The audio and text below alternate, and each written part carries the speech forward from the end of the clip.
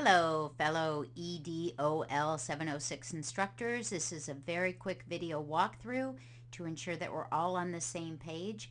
I hope you love this class. I hope our students love this class. It really, truly was designed, backwards designed, from the heart to ensure that everyone has a powerful and transformational experience. Here we go. As usual, we start with the announcements. You'll see there is one posted here. You may keep it. You may want to modify it. You can delete it if you want. You guys know, but forgive me, I can't help myself. Please, please, please make sure you do add your own welcome announcement, letting everybody know that they're welcome and it's going to be a great term. You expect a lot out of them. Set expectations right off the bat. What's different about this course than some of the other EDOLs is you'll notice it definitely is broken out by all 8 weeks. All right, now this is a course on teams, so there is a folder for teams. There is also a key assignments folder that has all of the drop boxes for everything that actually gets turned in, except for the signature assignment, which gets turned in to live text. They have team meetings. Each team has to schedule out to meet live, the entire team, in weeks 3 through 7. They must all meet. Inside the Teams button, there is a folder for Teams, but everything that is here is repeated inside the specific weeks as well. Okay, so it's a little bit of redundancy, which sometimes is good in instructional design. So the same thing that you see, and you can notice that I am in my edit mode is on. Well, let me shut edit mode off. Let's make life easier. Shut edit mode off, and we'll go into student view. Okay, edit mode is off. Now we're in student view. So inside the Teams folder itself, inside the Teams area, there is a reminder about what they are supposed to do every single week. All right, week by week. But it's also inside each individual week, inside each single week's learning activities. Let's go back to Teams for a second because I want to point out something very important that you're probably going to want to point out to students as well. Students at Immersion will be breaking into teams, those teams I mentioned earlier. Each team has their own wiki. They own that wiki. Now, don't mess with groups. You simply let them know, okay, guys, you are team 1, you are team 2, you are team 3, and so on. Each team should have 5 people on it. If you have more than 5 on a team, we have a problem. If you have less than 5, it's okay. But each team cannot have more than 5. All right, so each team owns their wiki. They can build it out. They can use it as a repository. They can whatever they want. Each team gets their own wiki. So while I know in Immersion they're going to want to come up with their own names, whatever, that's great, but make sure they know. And if you want to take down their names and then come in and rename the wikis, that's fine. But each team gets their own wiki. So that's what's in the Teams folder. Teams is their weekly breakouts and then their individual wikis. Each week begins with an overview. I strongly encourage you at the beginning of each new week, now remember a Brandman week runs Monday through Sunday. Please always get them to start with the weekly overview. There's always a JPEG, which is the week at a glance, but each weekly overview has a video or a podcast, something as an amuse-bouche to warm the thinking up for the week, to get them to kind of let go of whatever preconceived notions they came in with, to try and open up their mind, relate it to the CLOs for that week. But really, like I said, it's to whet their appetite, to get them ready. There's a lot to do inside this class, but it's mapped out in a logical fashion. So you always want to start with your weekly overview. Then every week has its readings, okay? And again, this is all broken out in Course at a Glance, but to be safe, each week the readings are clearly marked, and some are skimmers. The articles tend to be skimmers. And then each week also has its learning activities. So at the end of week 1, you do have a webinar. Please get your dates for the webinars posted before the term opens. And then there are several threaded discussions. This one bleeds over, so you won't be grading it until week 2 is completed. Here's the reminder of teamwork, the very thing you saw inside the teamwork folder. It's repetitive for a reason. And then in week 1, they have an on the stand, which you will grade at the end of week 1. Please, I'm begging you, when there are graded activities, jump on them. Make sure you map out extra time on the Monday. The week closes Sunday night. Map out time on Monday and Tuesday to get those grades to them where it's relevant. And then they have a reminder twice in this course. They have an activity which is called the Reflective Engagement Through Application Activity. Okay, it occurs twice. The first time everything is due for the first part of it by the end of Module 3, which is the end of Week 3. The second one at the very end of the class, Module 1B, which is Week 8. Students have to take something from any of the reading in the course, an article, a book, anything. It needs to be a strategy, an idea, a theory, something, and they need to apply it. A theory, concept, behavior, strategy from any of our readings. They have to apply it. So they need time to prepare for it, which is why it's mentioned so early in the class. Apply something to a real life team situation. So they need to make sure there's a meeting or something coming up. After they have applied their theory, concept, behavior, or strategy, they need to do a couple of things. Let's be clear about this. Inside key assignments, there's a Dropbox. In fact, there's 2 Dropboxes. It's underneath the signature assignment. Here we go. Dropbox for the application survey number 1. The first one due the end of week 3. Here's the second one due the end of week 8. There's a form that they need to fill out, the application survey. All right there. What this is very straightforward. What did you do? Where did you get it? What did you expect? Where did you apply it? This is the very flat out straightforward part, okay? So there's 3 parts to this. Let's be clear. First, you have to actually apply something. Then you need to fill out the form so we know exactly what you applied. Turn it into the Dropbox. Then there is a blog, a reflective blog. So this part, again, first you apply it. Then you fill out the straightforward part. What did you pick? Why did you pick it? Where did you apply it? Very straightforward. Turn that in. The blog is more reflective. How did it go? How did it feel? It's the same blog. Now it's an individual blog, so they won't be able to see anybody else's posts. Only you and the student who writes will be able to see the blog post. Got it? 3 pieces to this. Apply, then fill out the form, turn it in, and then blog about it. That happens twice. And again, both times that it comes up, there's reminders beforehand in the previous weeks. Don't forget to do this.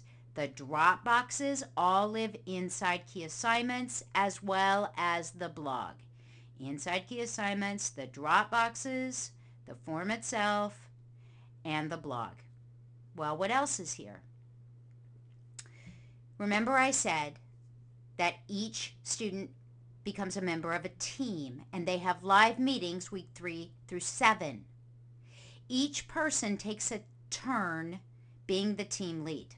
There is one Dropbox for the one time that a student is the team lead. They all take turns. First week, member A, second week, member B, blah, blah, blah. When someone is the leader for the meeting, they need to record it. So yes, they need to meet in Adobe Connect. They don't have an Adobe Connect account. They are free to attend a training session. They need to identify themselves as an EDD student. They will get a certificate, and then they email us back with the certificate and say, I'm an EDD student. Here's my certificate for being trained. Please create an account, and we will at the CII, bramman.edu/CII. As the team lead, they run the meeting. They need to record the meeting. They need to make that URL public so that you, the instructor, can view it. And then they need to write a paragraph. What's the paragraph? How was your experience? A reflective paragraph. How did it feel to be the team lead? They need to assess themselves. Just a single paragraph They also must include that URL. Got it? So when it is that student's term, each student gets one chance. That's why 5 people on a team. When it's that student's turn to lead the team, they need to record it, make the URL public, copy the URL, paste it onto a Word doc, and then on that same Word doc, write a single paragraph assessing their role as the leader. Now, every week that there is a meeting, they need to fill out the team meeting survey form. This is information that at the end of the week you want to compile and share with the team leader so he or she gets some feedback from the team, but anonymously. Don't leave any names. And you don't have to do everything. Just grab the information, stick it all in one document, and email it to the individual. Even the team lead needs to fill it out so that there's lots of information. So when you're the team lead, when your student is the team lead, they do still fill out the team meeting survey form. There is only one Dropbox for this. So each week after their meeting, they turn it into the same Dropbox. That is to make your life easier, actually. That way, you'll be able to just grab the most recent doc turned into the same grade center column. Otherwise, it'll just overtake the entire grade center. So each week, the students, after their live meeting, turn in the team meeting survey form to the same Dropbox. You grab it. You can copy the relevant information, stick it all in one doc, and send it to whoever was the team lead. Okay? And again, where does this live? Inside key assignments. What else is inside key assignments? Well, the first thing is the folder with all the information on the signature assignment. We'll go over that last, which is what they're working on in their teams. See how it all works together? There is a draft of the signature assignment. This you will not have to worry about. Cohort mentors will grade this. This is a hard deadline because there is a cohort meeting at the end of this week. Please press this on the students. Don't let them forget. This is the only hard deadline. 5 o'clock p.m. on the Thursday of week 6. The paper must be turned in so the cohort mentors have time to download them and read them and assess them against. There is a rubric. It's the same content as the rubric you will use to assess the signature assignment, but the points are different so that there were actually points they could get for doing this. Got it? Same rubric, just different points, less points for the draft than for the final. The final will be turned in via live text. Last thing in this folder, the final reflection artifact. Now, I'll be completely honest with you. The idea is that they will build some assessment tool inside their research class this same term, and that's what we'll use as this final reflection artifact. If something happens and that doesn't work, you have every right. Look at the number of points that it is, and I'll show you on the points, to simply make it a reflective paper about their work in the team, their signature assignment, how it all went. But this should be, it is planned at this time that this final reflection artifact will be the application of I believe it's quantitative tool for their work in this class. So you're going to have to be a little flexible. It's week 8, so we've got some time to play with this. So again, that's what's inside key assignments. The 2 drop boxes for the application surveys, the blog that relates to the same assignment, the reflective engagement assignment, the team meeting survey. After each live meeting, the team meeting survey, the Dropbox for the one time everybody is a team leader. All right. Now you'll notice each survey, let me back up, each survey form that they turn in after each meeting is worth 4 points. So you'll just keep adding to the total. Same Dropbox, same grade center column, you just keep adding. So if somebody doesn't turn one in, they don't get that 4 points. If everybody does what they're supposed to at the end of all 5 meetings, they should have 20 points. You just keep updating the point total. That's how it works. It's just a queue. Also, the Dropbox for the draft of the signature assignment, which you, the instructor, don't need to worry about grading. The cohort mentor grades that. and the final reflection artifact. Now, what's the first thing they see when they go into key assignments? The signature assignment folder. This same information is also in course information, but again, a little redundancy is good in instructional design. Each student individually is creating their change leadership team development plan. How will they pick the team that they will use in their TCP, their Transformational Change Project, to affect the change they believe needs to happen? Notice these three colors that relate to how this assignment is broken out. There are three primary components: identifying the change leadership roles needed, developing a change leadership team, and mapping out specific methods and strategies to be employed. These three colors are also on the components on the rubric, and it really is a very specific rubric. If we go in, and I'll pull up the rubric,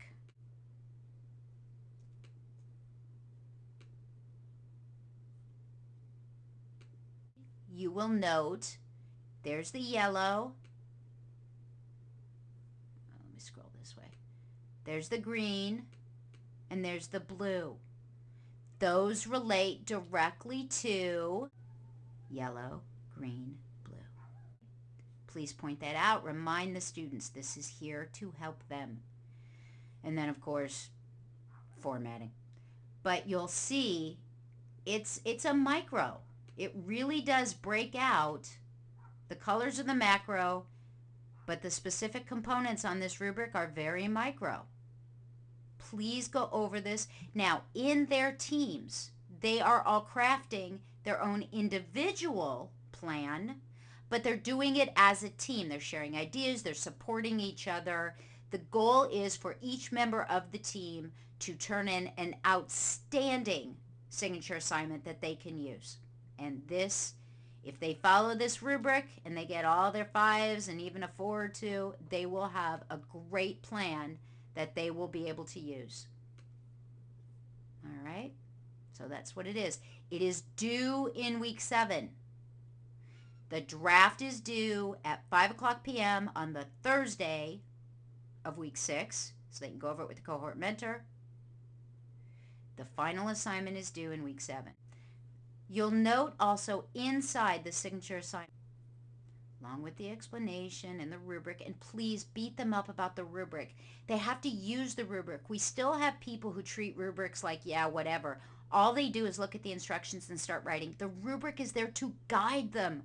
The rubric is their coach, pointing out the micro details that have to be included in their final plan, in their paper. There's information on submitting the draft. The Sunday of week 7, it's due via live text, the final. And at the bottom of this folder, there's the big picture of the signature assignment. You may want to remind them about this and go back and forth to it several times, because it really does help them recognize why this work is so important. This needs to be personal if it's going to be transformational. This isn't just about getting it done. This is about creating something that is truly going to empower them to go out and affect positive change. So, key assignments folder, teams folder, start here, course information, each individual module. That's it. That's what the course is. Let's look inside course information for one last thing. For students, there is a video walkthrough. Please, even though we are going to plan live meetings, it never hurts to remind them. If you get confused about anything, please, there's a video walkthrough right there waiting for you. Right? And as well, there's the course at a glance, the course calendar, the syllabus will be coming, there's the textbooks, the threaded discussion rubric. They need to really use it. It's all about quality, not just quantity. Please, this is something you should go through as well. For a lot of students, they just don't understand the value of the engagement. This rubric is designed to help them truly get the most out of this social constructivist learning experience. And your point structure. I'm pointing this out again specifically so you can remind students There are no surprises. Everything is built out for you. They have the team meeting survey. Every week they have a live meeting. And then the 1 week that they are the leader, they have their own additional assignment as well as the form, right? Team leading once, right?